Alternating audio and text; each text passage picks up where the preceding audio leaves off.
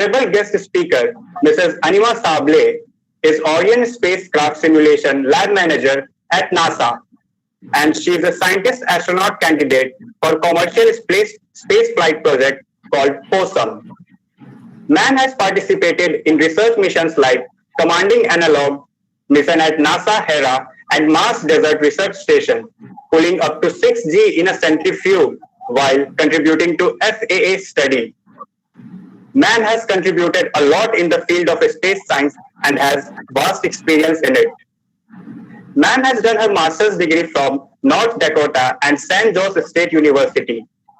She has many honors and awards in her name, like Woman of Influence 2017, 40 Women to Watch Over 40 Honor, and Rocket Woman article. Now, I request our honorable guest to take the charge and enlighten us with her kind words. Well, thank you for that introduction. Good evening to you all, and thank you for having me. Thank you for inviting me. I'm really excited to be here. I'm excited to share my journey, and so we are doing, I should be presenting the slides, right? It's not a Q&A session, right?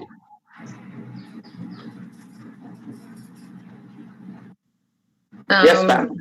Okay, so let me share my slides. Let me dive right into it. So I'll be talking about, the title of the slides is Deep Space Dreams. Let me just bring it up. I wasn't sure if we are doing an interview kind of a session or if we are doing a Q&A, so I didn't open the slides yet. Just bear with me for a minute here. And yes, almost there. Okay, so I'm going to share my slides, and it's a long presentation, so let me dive right into it. How do I present? Where is my screen here? Okay, present now. There we go. Entire screen window. Okay, let's see. Not this one. Hang on, not this one. Sorry, bear with me, guys. Just one more minute. I think it should be this one. Okay, do you see it? Do you see the screen?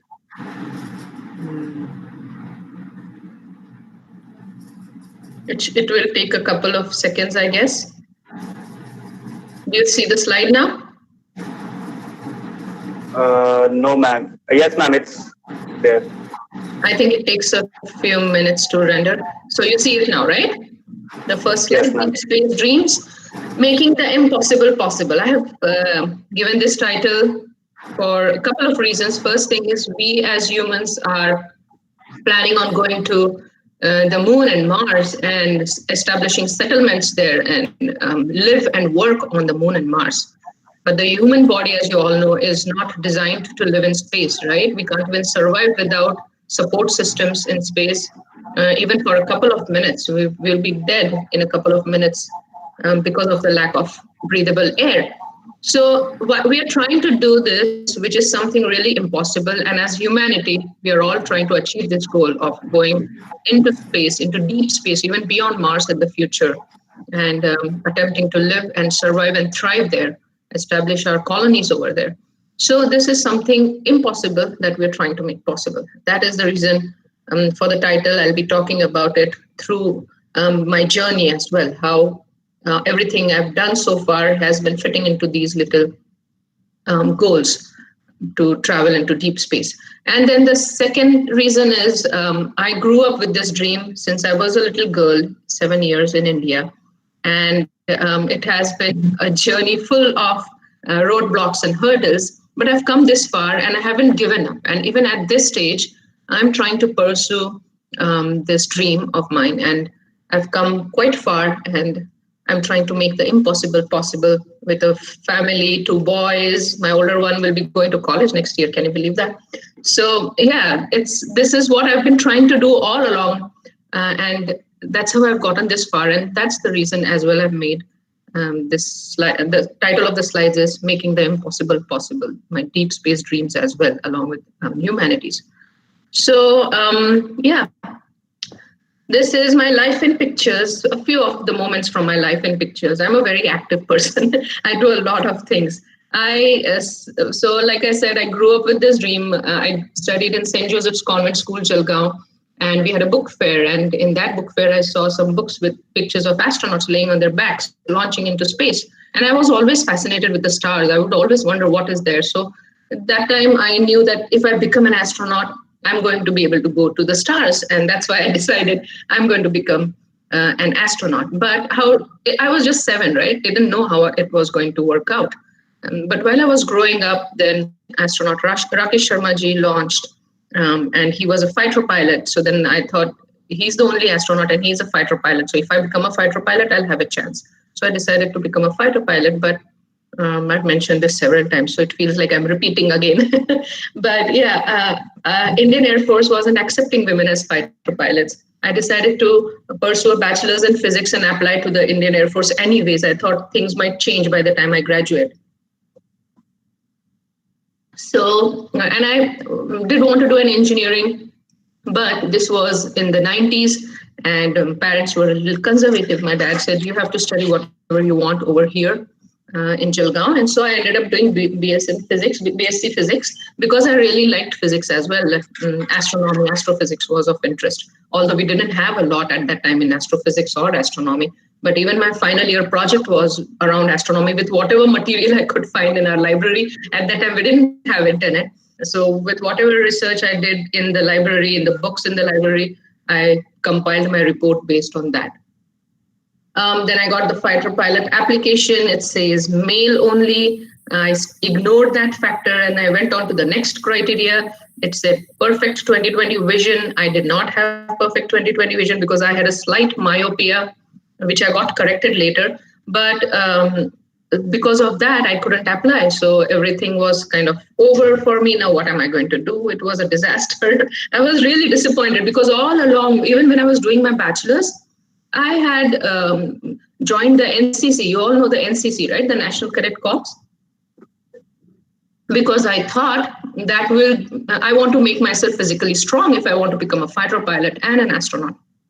So I joined the NCC. I would run for miles early morning every day.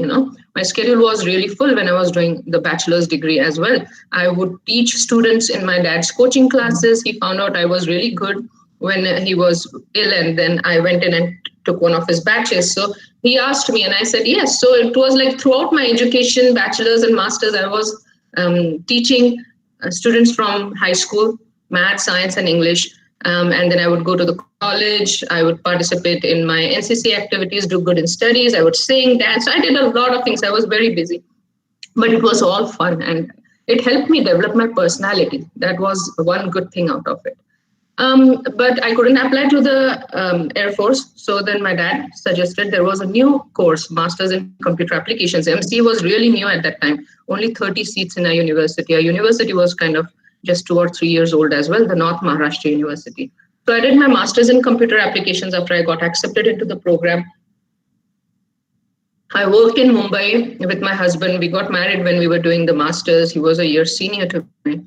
We got married, we moved to Mumbai, worked there for a couple of years, came to the US on H-1B visas as software consultants. And then while we were settling here, I was watching the space shuttles launch. We were building the space station together, putting the space station together in the orbit at that time, right? The International Space Station. So the space shuttles were launching very regularly, very frequently.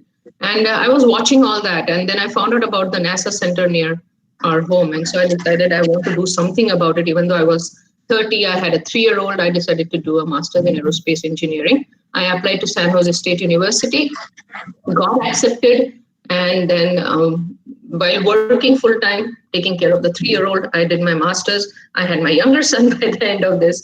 So then after that master's degree, I was still working in the software industry, and I wanted to work for NASA or Lockheed, some aerospace company. I kept applying, but I wasn't a US citizen. And like any other country, even in the US, you need to be a citizen of that country to work in aerospace and defense. It is a sensitive area, right? So I had to wait for about 5 to 6 years. It was frustrating, right? You have this degree, you have all this experience from your software industry. You want to do something in aerospace, but you don't get even a single call. I kept applying. I didn't give up. I was persistent. And finally, in 2012, I got a call from a hiring manager for the Kepler mission. And he asked me, first question, are you a US citizen? I said I was about to become a citizen in a month. He called me over for an interview. And in that one single interview with scientists, engineers, managers, they really liked my aerospace and software background, and they hired me right then and there. So it was just a matter of becoming a citizen. And then since then, I've never looked back. Working on the Kepler mission has been really exciting. At that time, I worked on it for about almost 4 years on the Kepler mission. Then that project got over, and I took a little break, and I have moved to Houston after I got the opportunity here to work as Orion Spacecraft Simulations Lab Manager. So, and then just in December, I finished my third master's, which is in space studies, human factors, human psychology, human performance, how it is affected in space, how will we survive in space. It's about all of that. So while doing all of this, I've also been participating in research missions. I'm also a Scientist-Astronaut Candidate for Project PoSSUM, which is not NASA related. Let me clarify that. So in 2016, I got selected as Scientist-Astronaut Candidate when I applied to Project PoSSUM. Actually, any one of you can apply as well. It's just that you have to expense out of your pocket. So you get trained for a week, and then after that, I've flown research missions for Project PoSSUM to test the performance of this suit and this spacesuit, the intravehicular spacesuit from Final Frontier Design. I'll talk about that in a little bit. And then there's another blue suit. So I've been participating in research missions as and when I get time. Now that I'm at Johnson Space Center, I do not get to be really very active in Project PoSSUM because my work keeps me busy here.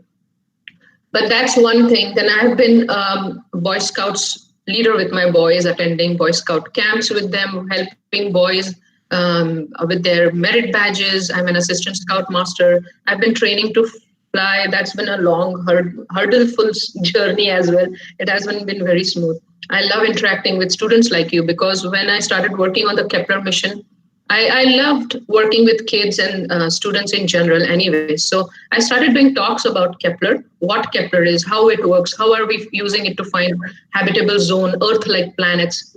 And while doing that, then after Kepler was over, when I was working on Kepler, I also participated in a microgravity fluid loading study at NASA Ames Research Center where I was working on Kepler. And then I got to be a commander for Hera mission. So based on these experiences, I started talking about my journey as well because I wanted to guide the youth and give them the direction that I couldn't get growing up. So these are all the kinds of things I'm doing. And I'm also trying to keep our Indian culture alive here in the US. We have a big Ganesh festival at our home, and then I celebrate India's Independence Day. Also, I choreograph dances and I perform them with my groups as well.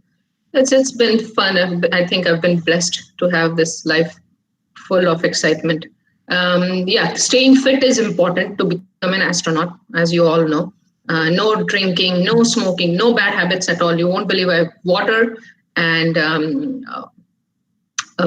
whatever you can make from like milk. Yeah. My friends laugh at me. What, Anima, you live in the US and you don't drink?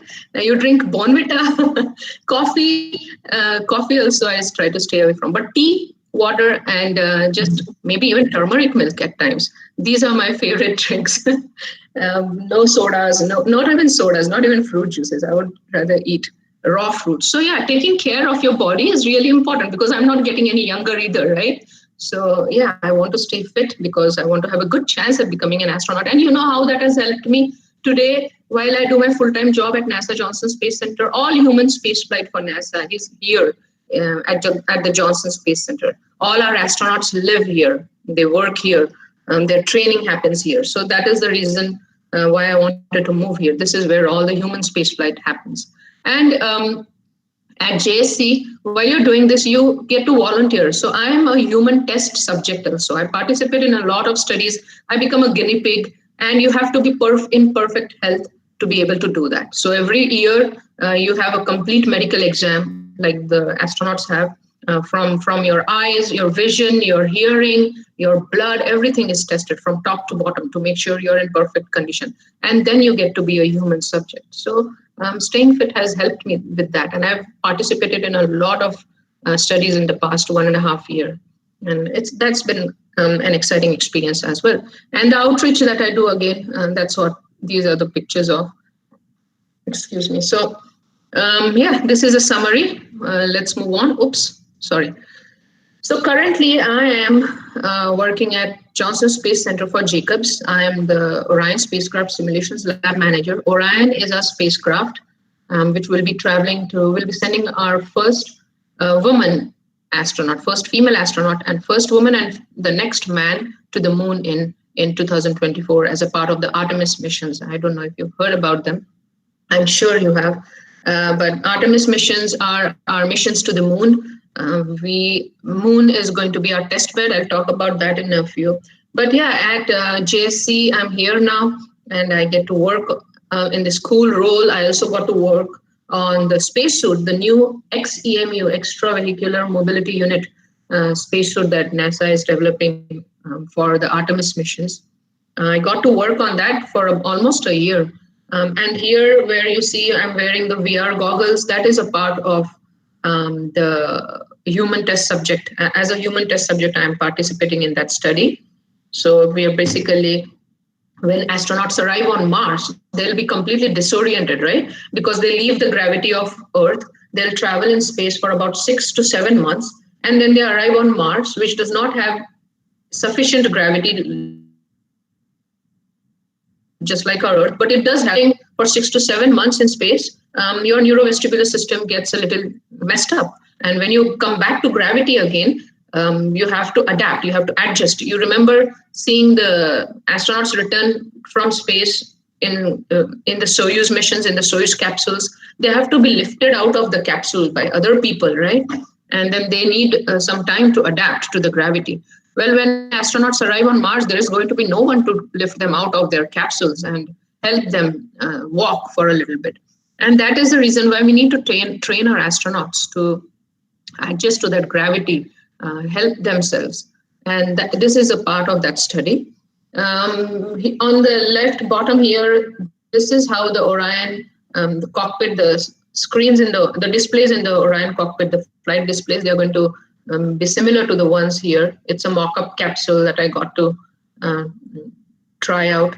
And yeah, I get to meet astronauts like Sunita Williams, ma'am. I met her a couple of times. This is Josh Casada. They were training in one of our simulation labs when I stopped by, and it was cool to meet them. They're so down to earth, all these astronauts, which is really good to see. It's inspiring to see how humble and down to earth they are.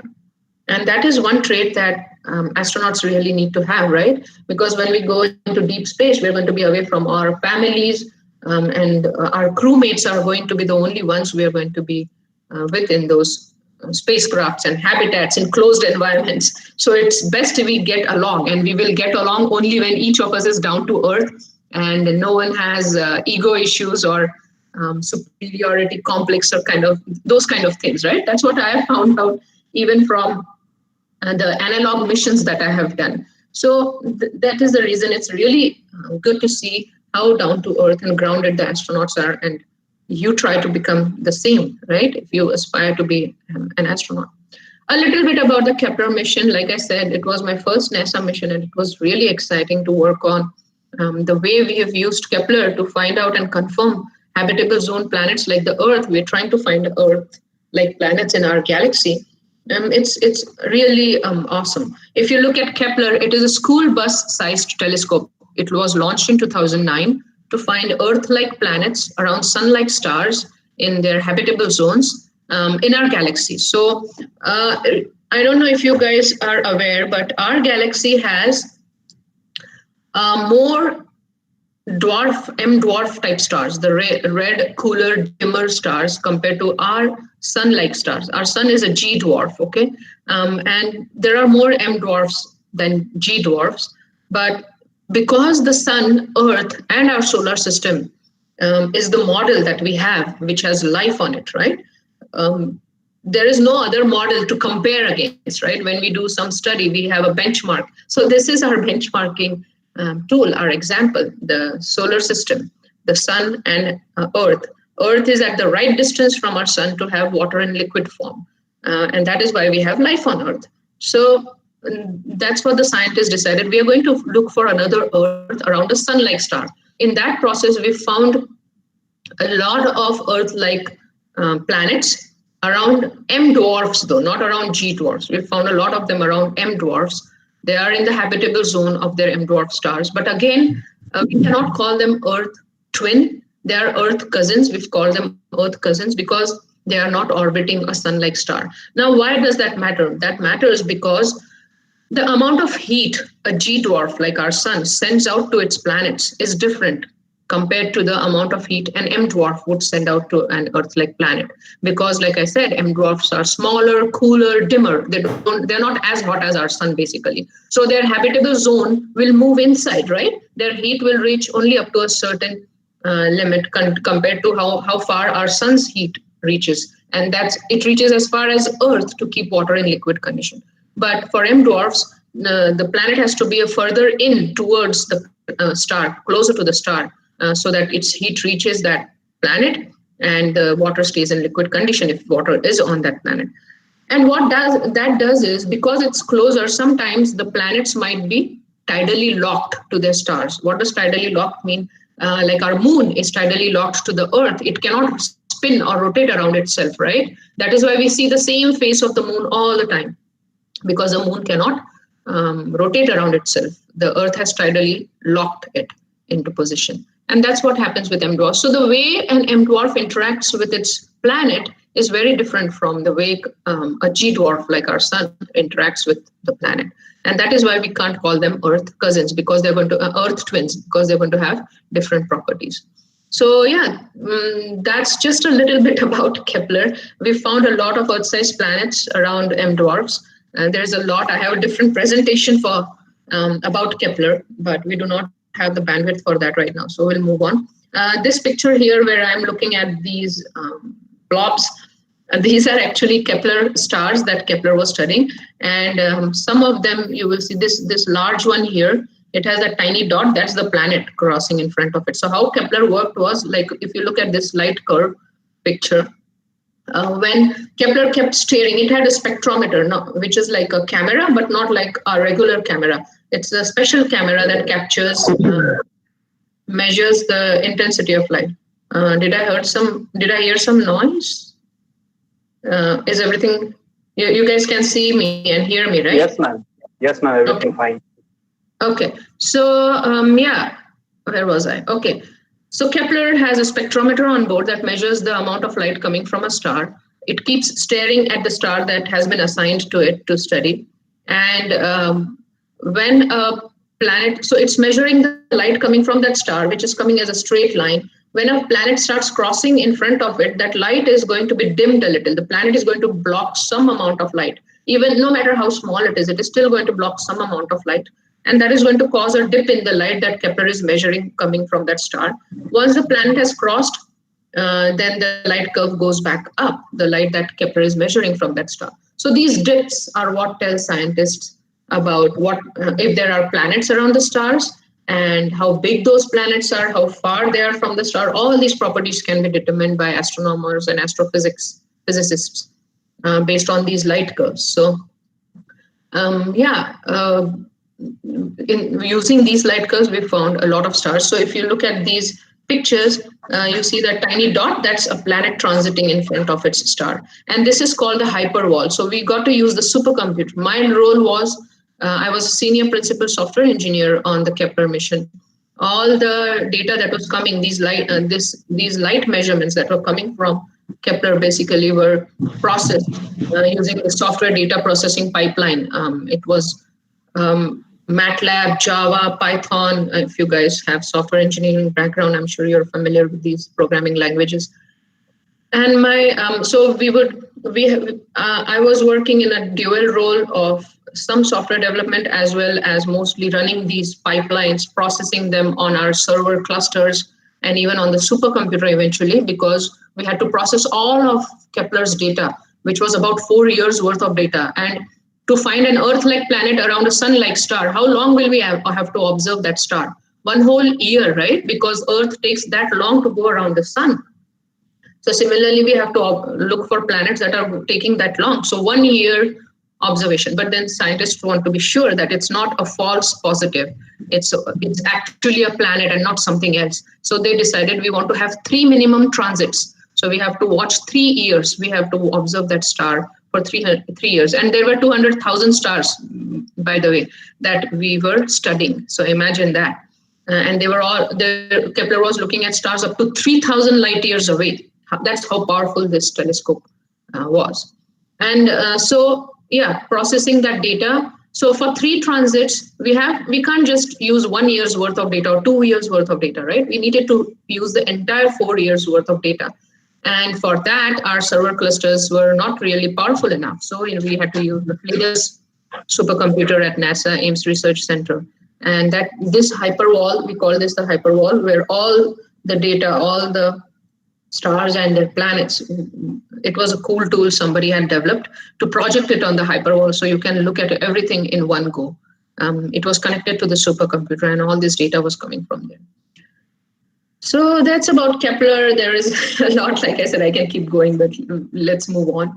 Now we're planning to go to the moon and Mars because we've been here. We've done these missions already. We've gone to the moon as a part of Apollo and Apollo missions. And we should have gone to Mars right after, but we did not because politics changes things. And so we ended up building the space station and space shuttles. We scrapped our plans for Mars at that time. But yeah, we built the International Space Station. It's a huge orbiting laboratory. We're making good use of it. But slowly, NASA is now going to hand this over to commercial space companies. As you know, we have the capability now to launch astronauts from the American soil finally. After the space shuttles were retired in 2011, once the space station was done building, we retired the space shuttles. After that, we had no way to send our astronauts to orbit.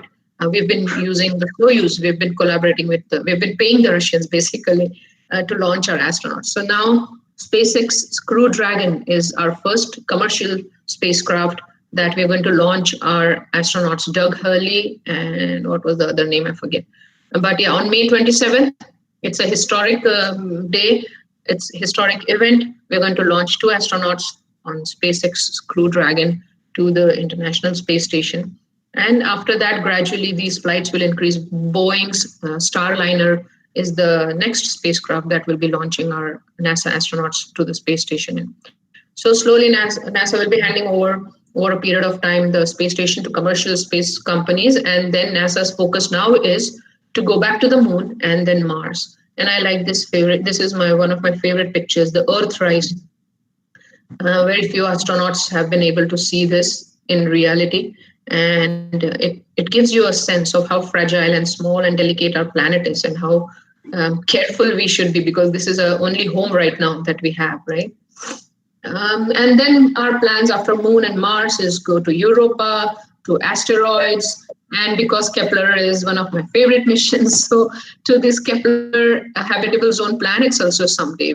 I'm sure we will still find, the Kepler data is so huge, we're still going through the data, and we will find a new Earth 2.0. That's what we call it. So yeah, these will be our future destinations once we travel to Mars and are comfortable with space travel. But preparing for deep space travel, I'm a space movie buff also, so you see these slides here that I've included from the movies. We need technology that will help us travel faster, right? To travel beyond Mars and to beyond Europa, beyond the solar system, basically. We need technology that will help us travel faster so we can travel there in our lifetimes. Otherwise, if a person just starts from here and cannot get there within their lifetime, then it's not of much use. That is the reason why I included this. We need a spacecraft, a propulsion system that will help us travel faster. Plus, we need suits. Like these ones are all like biosuits right now. And biosuit is something really challenging to develop. There's research going on, but not that much. Even NASA's new suit is not a biosuit. But these new suits are really bulky. Not the new suits, sorry. The current suits that we are using on the space station, they're bulky, they're really heavy, 250 pounds. That's how heavy they are. Of course, in zero gravity, you won't feel all of that weight, but they are not very flexible either. So, and we can't use them on Moon and Mars. they're using a lot of old technology, and that is the reason why we are developing this new xEMU spacesuit right now. But biosuits are a far off thing in the future. We need these kind of suits to make space travel comfortable and easier for our astronauts. And these are technologies we need to develop basically for deep space travel. Now, for Mars, now we were saying, why go to the moon? There are a lot of people questioning that. Why not go directly to the Mars? But see, we don't understand how we're going to be able to live and survive on Mars yet. It doesn't have breathable air. It doesn't have a lot of drinkable water. There is water we found, which is in frozen form under the South Pole and in some other places. But we need to process that water before we can start drinking it, which is going to be time consuming. And we can't just send our astronauts there and then have them test out all the equipment we send with them, right? It will be too late. We won't be able to help them. It's that far out. It's time consuming. Plus, we won't have the means to reach them directly or immediately. Even the communication is a delay, about 14 to 20 minutes. You send a signal you send a message from Earth to Mars, and it takes 14 to 20 minutes depending on the position of Mars around the sun and from Earth, the distance from Earth. And then it takes a message to come back, another 15 to 20 minutes. So it's about half an hour you're looking at, minimum half hour for a communication delay. That's how big it is. So we can't leave our astronauts there and have them figure out if they run into issues. So basically the moon, which is closer to us, more accessible to us, is going to be our test bed. And that is why we're going back to the moon. We've gone to the moon, but we haven't gone there to stay. Now we're going back to the moon to stay as a part of the Artemis missions. It's going to be our test bed to test out all the technologies, be it habitats, be it water recycling systems, water processing systems, be it greenhouses, be it rovers, all the technology you will need to successfully set up habitats on Mars. We're going to test it out on the moon as a part of the Artemis missions. We're going to fix issues, and we're going to then, once we are done with all of that and we are sure now these are the things we can send to Mars, then we will be traveling to Mars. And that is the whole idea of the Artemis missions, going back to the moon. Artemis 1 is to the lunar surface by 2024. So right now we're working on the first test launch of Orion, which is going to be, Orion is going to be flying unmanned to the moon, but it will just go around the moon and come back to the Earth. I don't know if you guys have followed, but in 2014, there was a test flight for Orion, where it launched into orbit, went all the way up to the orbit and came back to the Earth. That test flight was successful. Now it's going to go around the moon and come back, I think this year or earlier next year. And after that, there's going to be a manned test flight, which is going to be astronauts in the Orion spacecraft going around the moon and coming back. They won't be landing on the moon. I bet those astronauts are not going to be happy because they're going all the way to the moon and then they don't get to land on the moon, which is, but I'm just kidding. But that's going to be another test flight. And then finally in 2024, we'll be landing on the moon. And then, like you see in this chart, these are the kind of technologies we'll be testing. Moving on. Yeah, we are going to, like the International Space Station that's in orbit around the Earth, we're going to have a station around the moon. It's called the Lunar Gateway. And the goal of the Lunar Gateway is to have an orbiting outpost around the moon, which is accessible to the astronauts. They come on Orion to the gateway. The Orion spacecraft will dock to the Lunar Gateway, and then they will use the lander and go to the surface. So this will be like a resource for them to use whatever they need to get down to the surface. Basically, it will provide them with easy access and a lot of tools that they need that they cannot carry all the way to the ground. So it will help them prepare for their landings on the moon.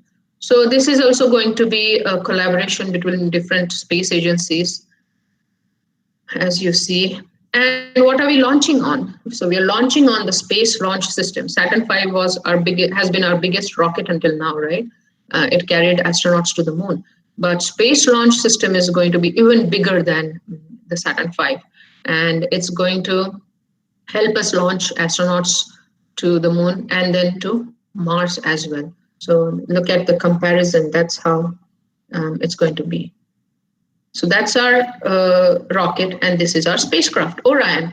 And Orion is going to be a fully automated spacecraft in our lab right now, in the lab that I'm managing right now. We are the flight software, all the flight software that's going to fly the Orion, which is, like I said, a fully automated spacecraft. We're setting that up, testing it out. There are a lot of new NASA user community that comes to the lab to test out different scenarios, introduce faults, errors, what if something goes wrong during ascent or during flight or during re-entry, test out all those scenarios. And I get to support and set up and make things happen so that they can run their tests successfully in our lab.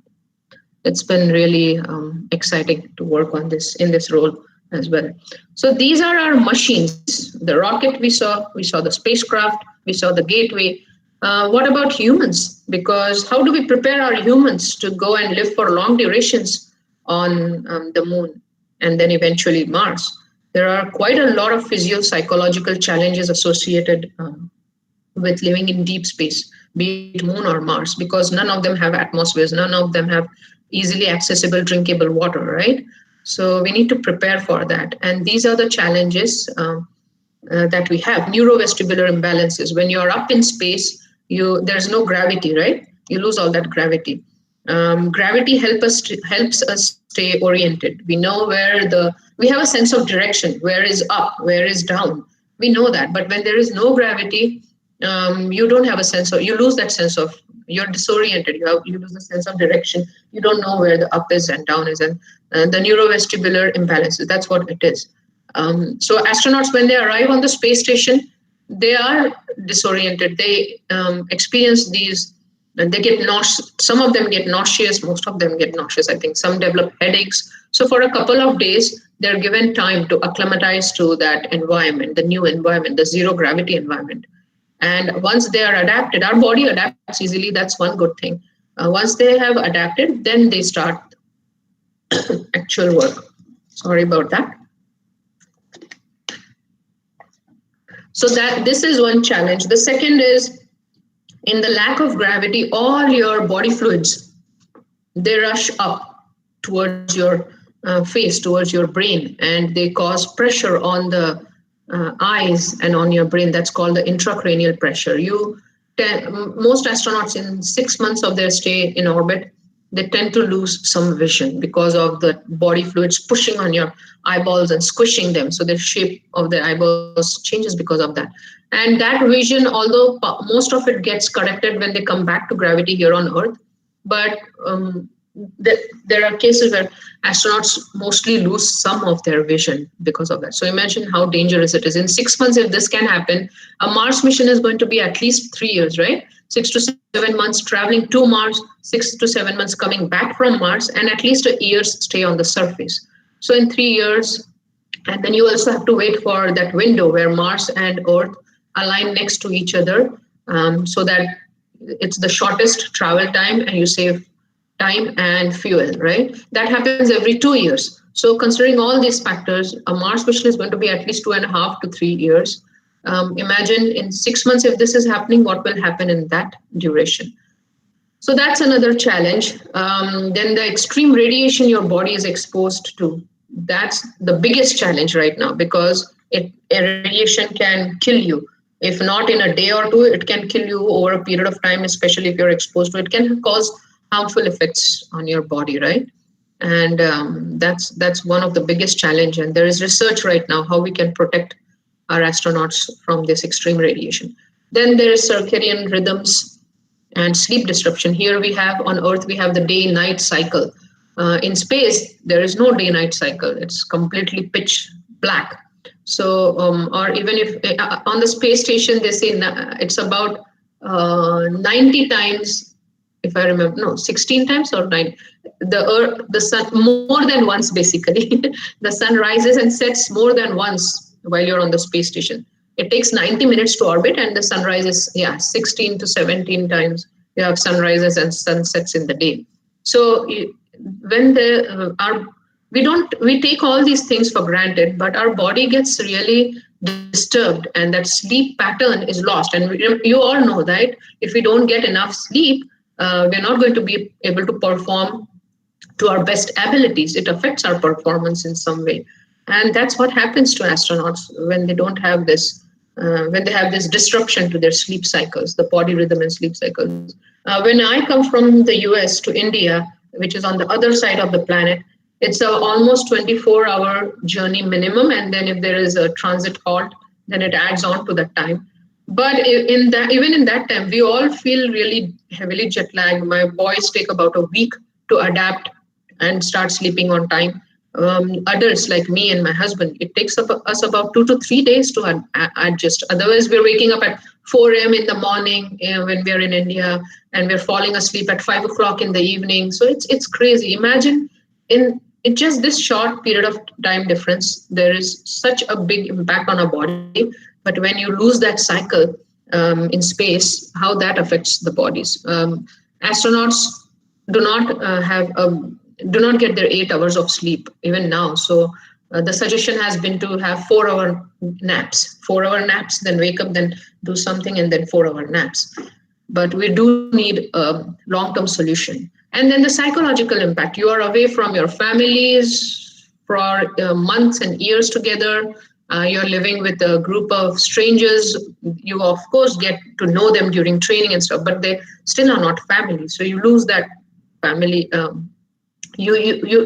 that connection, direct connection, face-to-face connection. You are still connected with them through calls, video calls. But yeah, and then the monotony of the routine, like sometimes it might get boring every day. Like when we were in the Hera mission, the first couple of days, it's exciting, even on the Mars Desert Research Station. First few days are really exciting because it's new. You are so excited to do something that you've always wanted to. But after a few days, that routine starts getting boring. So you will need to give the astronauts some variety in their schedules. In Hera, our schedules were decided by the Mission Control Center, and so it had gotten really monotonous over a period of time. So that is one of the studies as well. How can we make sure it doesn't get boring and monotonous for them? So these few slides, this is a slide about female and male astronaut, how space travel will affect their bodies differently. Neurovestibular imbalances, that's what I talked about a few minutes ago. Muscular skeletal system weakening, circadian rhythms, and so what we're doing, and the psychological impact, isolation. And yes, you're going to be in a confined environment, right? You're going to be in a tin box basically when you're going to Mars or Moon. The spacecraft is going to be your tin box, and it's a big piece of machinery, so it makes that white noise as well, like airplanes, right? That continuous white noise affects you also. In the Hera mission, we had a study that measured the amount of white noise we were exposed to. Astronauts are exposed to 10 times of that white noise. So it starts affecting you after a certain amount of time. And on Mars also, it's not like you can be in a shirt sleeve environment and step out on the surface and enjoy the fresh air like we do here on Earth, which we take for granted. But on Mars, you will have to be in a space suit, which is confined again, right? Confined environment. The habitat is going to be a confined environment. You don't have fresh air to breathe. So that will start affecting your psychology as well. Cultural issues, people from different backgrounds, different cultural values, conflicts start arising. Communication issues, there are going to be delays. Right now, Mission Control Center tells all the astronauts on the space station what they need to do. They have to follow those directions, those instructions. Their schedules are managed by Mission Control Center as well, which is fine because space station is right up there. But when you're on Mars or Moon, there's going to be some delays. So we will need to give the astronauts some autonomy. They need to be able to make decisions for their own, on their own. At times, I've read about conflicts between the Mission Control Center and astronauts because astronauts think, we know we are here, we are doing the work, we know better, so don't tell us what to do, right? And that's the communication issues that I'm talking about. There can be conflicts with Mission Control Center. So we need to sort these issues out before we send astronauts to the space, Moon and Mars, I mean. And then the monotony of everyday routine. So to understand the physical effects and the psychological effects as well on astronauts, we've sent Scott Kelly and Mark his twin Mark Kelly was here on Earth. Scott Kelly was in space and on the space station, and Mikhail Kornienko, both of them launched to the space station in 2015. They were there for almost a year to study the impact of radiation and zero gravity on their bodies. So we were fortunate to have twins, because then you can do a genetic comparison. One is on the surface and one is on the space station. So we can do these kind of studies in space with very few astronauts. Recently, Christina Koch was on the space station for almost a year. And now there is another astronaut, I don't remember the name, who launched last month, who is going to be there for a year. So we are sending these astronauts to test out how the extreme environment, the radiation and zero gravity are affecting their bodies over a long period. We only had them in space for 6 months until now, right? Now, this is the first time these guys have been in space for almost a year, which is a preparation to be able to live in space for longer durations. So this helps us understand the physical impact, but these are very few data points, right? Scott Kelly, then Christina Koch, now we have a third one. It's not that much of data, but we can't send a lot of astronauts to the space station at once for these kind of studies, because it costs a lot to launch one astronaut. And that is the reason why we are doing it in stages and steps for the physical impact. But for the psychological impact, we can do that here on Earth. And that is the reason for all these simulations. NEMO is NASA-related.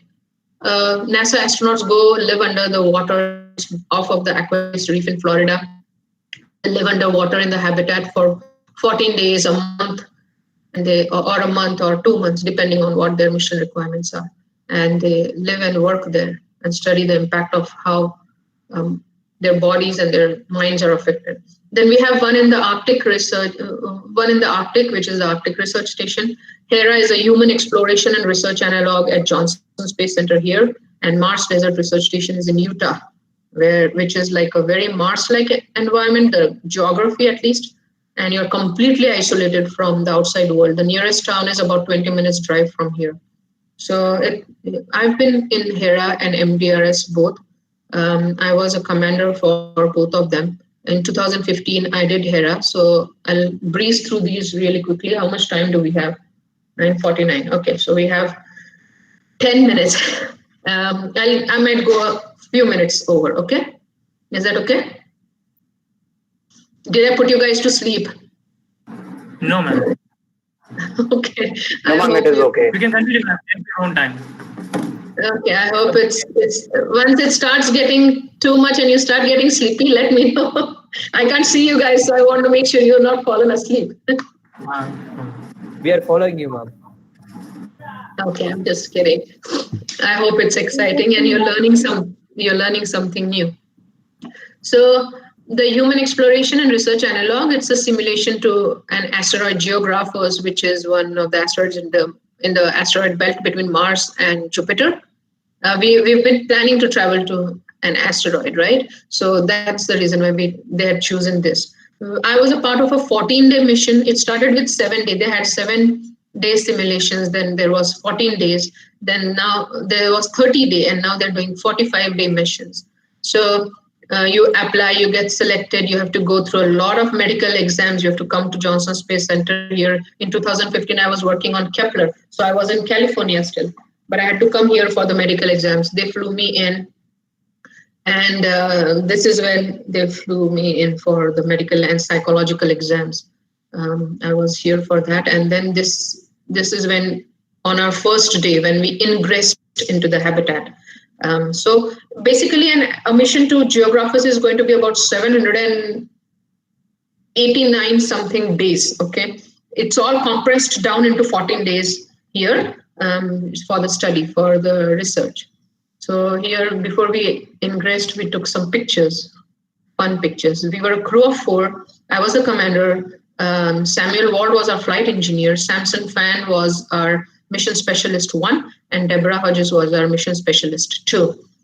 This is our life on the mission. This is in the first picture on the left. You see there's a medical science station behind me where all our medical supplies were. We were taught to do ultrasounds on our heart. It was a part of a study. There were a lot of scientific research and studies that we had to be a part of. We were basically guinea pigs in the habitat. But we had no communication with the outside world, no internet, nothing. Our mission control center was our only way of communicating with the outside world. And this second picture on the top, that's the comm station from where we communicated with mission control center. And this is a ladder. This was our only way to get up and down between the two levels in the habitat. On the lower level was all our workstation, our medical science station, the airlock. On the upper level, we had a work desk, which was like our entertainment desk as well, because we would watch movies on these computer screens during lunch breaks and dinner breaks.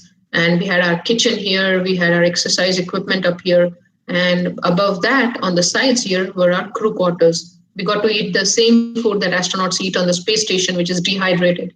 You have to hydrate it and then eat it. Here, this yellow belt in the third picture that I'm wearing, and there is a red, black, red instrument on that. That's the dosimeter, which exposes the, which measures the amount of white noise I'm exposed to. They did have some white noise in this habitat, and to study the performance. So I had to wear it. Each of us had to wear it for the entire day to see how it affects our performance. And that's the airlock, which gave us some privacy when we did our family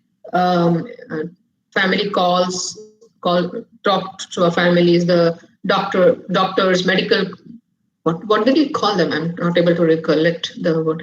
Medical calls with the doctor, the psychologist. So that's the airlock where we would do all of that from. And we took shelter in the airlock as well when we simulated that there has been solar flare and radiation levels have gone high. So that was our place to take shelter in. And that's the crew quarter. It was a small space, but it was good enough for 8 hours of sleep that you need. You don't need a big bedroom in there. You can't have a big bedroom in there. These are the experiments we performed. We were in an asteroid. So in this microscope here, it's a special microscope which has a light, and we collect the samples of asteroids and we study them to examine the content of the minerals in that asteroid. Growing plants in this gel, the nutritional gel. I'm planting some seeds to grow plants. Here we simulated, I fell down and broke my arm, and the crew helped me by putting a splinter on it. So yeah, these building rovers, that's what we'll be doing when we go to Moon and Mars as well. We fly this flight simulator to explore the surface of the asteroid. Here I'm using an infrared thermometer to measure the temperature of the air coming from that vent, because that's a part of the spacecraft maintenance as well.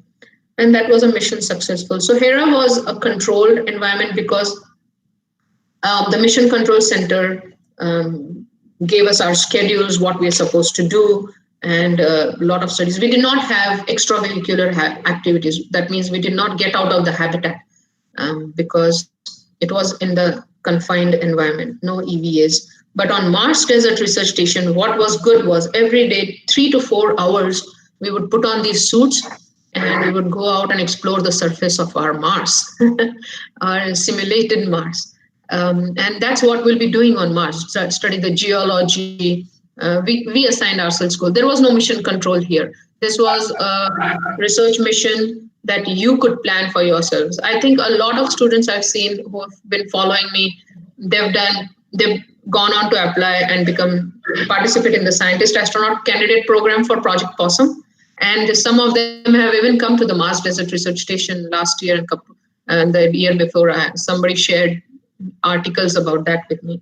But yeah, it's a good thing you need to pay some fee. You can sign up on Mars Desert Research Station.org. You can apply on there. You have to put in an application, find a crew, and you can go live here on Mars, simulated Mars, to study and understand how astronauts will live and work on Mars. We had a green hab here. I'm a good cook, so I would take vegetables from the green hab, and everything that we were given was dehydrated. So I would cook lunches and dinners also for us, and I would perform some other experiments. One of the goals we had given ourselves was to find shelters in this vicinity. If there is an emergency and we have to leave the habitat, or we were doing EVAs and there was an emergency, find shelter on this Mars surface. So that's about the Mars Desert Research Station. Then I got, like I said, selected and trained as Scientist-Astronaut Candidate. These are all pictures from the research missions. that I've flown. This is the blue suit, which is a newer suit for Final Frontier Design. That's the commercial company that's developing this intravehicular suit. This one on the right, lower right, is a Mooney aircraft in which we flew up to 22,000 feet to study noctilucent clouds in high-level Alberta, Canada. These noctilucent clouds, the Project PoSSUM is what basically? It is polar suborbital science in the upper mesosphere. There are layers of our atmosphere, right? Upper mesosphere is a layer where there should be no clouds because we have troposphere, stratosphere, mesosphere, then upper mesosphere. Clouds normally form only up to troposphere and some in stratosphere. So why are these clouds? There have been clouds observed in the polar regions of our planet, and they only show up in summer, and they glow in the night. You can't see them during the day, but in the night when the sun's rays fall on them at an angle, they glow in the sky. So what are these clouds? What is their composition? We've seen similar clouds on Mars and Venus. Are they going to prove harmful? We think some scientists think, not we. Some scientists think they are a result of the global warming. They are carbon dioxide and methane, and that's what the clouds are made up of. We don't know for sure. Are they going to be harmful to our satellites and spacecrafts that might enter from polar orbits? We want to study that. So the best way to study that would be to travel up to those clouds, collect their samples, and then get them back to Earth and then study. But to travel up to them, you will have to be flying in zero gravity. It's a suborbit, right? So you'll be flying up to flying in zero gravity. You need to be able to handle your body. While you're in zero gravity, you're floating all over the place. How will you perform your scientific tasks? And that is the reason why we are trained to handle zero gravity, high Gs, hypoxia, lack of oxygen. If your spacecraft, something goes wrong and you start losing oxygen, you need to recognize the symptoms and correct them. So that's the part of the training. So we flew in high-level Alberta. There's, like I said, the clouds are in the polar regions, so you have to fly to higher latitudes, right? And high level is almost close to the 60th degree latitude. So we flew there, and we did get to see the noctilucent clouds and also some auroras. We got lucky. We got to see both of them. So that was one of the research missions. And then these are pictures from the training. Here in the middle, we're training in a chamber, like a submarine, and they depressurize the entire thing, take out all the air, and you need to recognize when the oxygen level starts going down. See, when even pilots are trained to recognize the symptoms of hypoxia. I'm sure you might be familiar with this, right? When an airplane, when there's an accident, airplane blows up, all the air is lost immediately. So you're all dead basically. But when there is slow decompression in an aircraft or even in a spacecraft, those symptoms are difficult to recognize. There have been airplane accidents where there has been slow decompression. The pilots haven't been able to recognize, and the planes and the pilots and the passengers, all of them have passed out, and the planes have either dived into water or crashed somewhere. So these are the symptoms of hypoxia that you need to recognize. Like I felt my hands were getting numb, my feet were getting numb. I felt some feeling of sickness in the stomach. That's what we have to recognize. There is a YouTube video I posted about this on, if you Google my name, you should be able to find that video. It shows you how it progresses. These are the aerobatic aircrafts I got to train in as a part of Project PoSSUM, Super Decathlon, and Extra 300. They flew upside down, all kinds of stuff that aerobatic aircrafts do to train us in zero gravity, mostly in high Gs. When you pull Gs, what happens is opposite of when you're in zero gravity, right? In zero gravity, blood is rushing up to your brain, the blood and the body fluids. In high gravity, it's getting pulled away from your brain. When it's getting pulled away from your brain is going to lack oxygen and you're going to pass out. And that's how do you not let that happen? That's what we're trained for. This is just a fun slide. These are pictures of flying in the Falcon 20 aircraft. It's a modified aircraft which we fly for our research missions. In this orange suit, we get a free task, free parabola. I've flown parabolas. When you're flying a parabola, at the top of the parabola, you experience zero gravity. When you're climbing on the side of the parabola, you're pulling Gs, but when you're at the top of the parabola, you're floating. and then it dives down again and you're pulling G's again. So I've flown about 56 such parabolas so far, and as a part of 3 research missions. This one, so every time we fly parabolas, first parabola is a task-free. We don't have to perform any tasks. Rest of them we have to perform our tasks, our experiments. In the task-free parabola, I was just trying to float on my side and see if they can capture a picture. So that's me being silly in the first picture. In the second picture, we are testing something called the hexoskin, astroskin. It's a modification of the hexoskin for astronauts to use on the space station. So we are testing it out. I'm wearing a hexoskin, and we are in 0 gravity. My feet are locked with those straps on the floor, and I'm trying to perform some deadlifts to see if the astroskin captures all the data. That was the goal of this flight. So it was challenging to perform deadlifts while you're floating, but nonetheless, it was a good, fun experience, and we got to collect good data from several of our flights. A lot of test subjects flew on that for that. And this is the flight from Alberta, high-level Alberta in Canada, for studying the noctilucent clouds in the Mooney aircraft. We had to put on the oxygen masks because we are flying in an unpressurized aircraft at about 18,000 to 20,000 feet. You see the auroras here, and that little glowing thing, and that's the noctilucent clouds. We got to saw very few of them. The following day when we left, after we left, there were a lot of noctilucent clouds that the next group got to see. I have also done some land and sea survival, spacecraft emergency egress training. I have videos of these. Never grew up as a swimmer, so when I took my scuba diving lessons, it was a big challenge for me, and that's what.